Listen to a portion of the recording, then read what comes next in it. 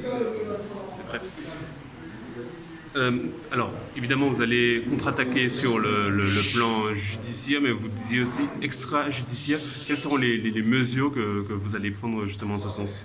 Alors, sur le plan extrajudiciaire, nous avons parlé de la possibilité de reprendre un arrêté qui, cette fois-là, concernerait l'ensemble du territoire fléchoutain et après concertation, bien sûr, avec les acteurs concernés.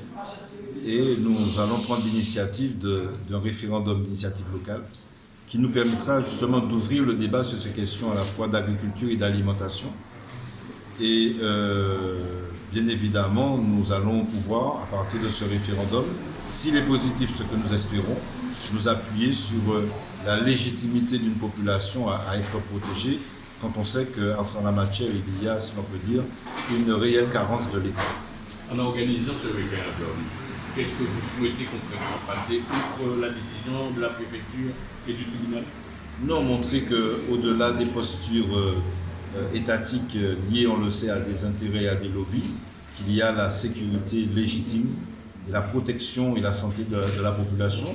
Et en tant que maire, je suis plus sensible à ça, à cela plutôt qu'aux logiques économiques cupides et quelquefois mortifères.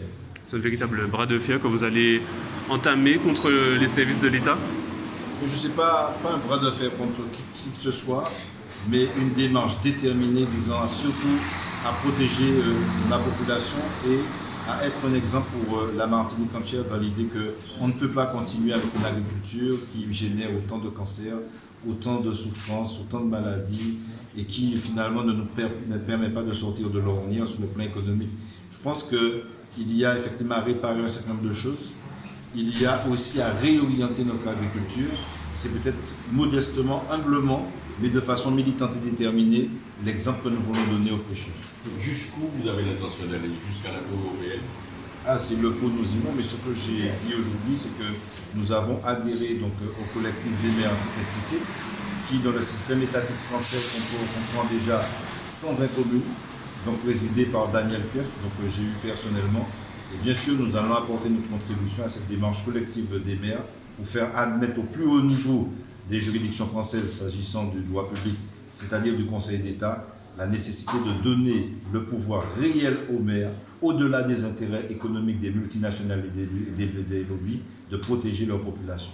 Vous avez reçu un soutien de beaucoup de partis, de différents bords, suite à la suspension de l'arrêté. Aujourd'hui, est-ce que vous attendez aussi des actes de vos collègues? Ce serait bien.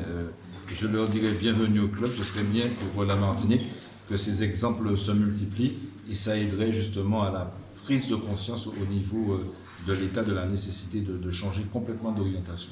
Vous en appelez aux parlementaires notamment? Et je lance un appel aux parlementaires. Mon ami et collègue Jean-Philippe Milor m'a dit qu'il ferait donc il poserait une question orale au gouvernement. On sait aussi que le député Letchimi et la députée Josette Manin ont tous les deux interpellé le gouvernement sur les suites de du rapport de la commission d'enquête parlementaire. Mais j'aimerais aussi effectivement que, comme tous les élus d'ailleurs, que l'ensemble des parlementaires martiniquais fassent ce corps parce que c'est une cause martiniquaise à défendre ensemble et nous ne gagnons rien à continuer à être divisés et à continuer à se tirer dans les pattes.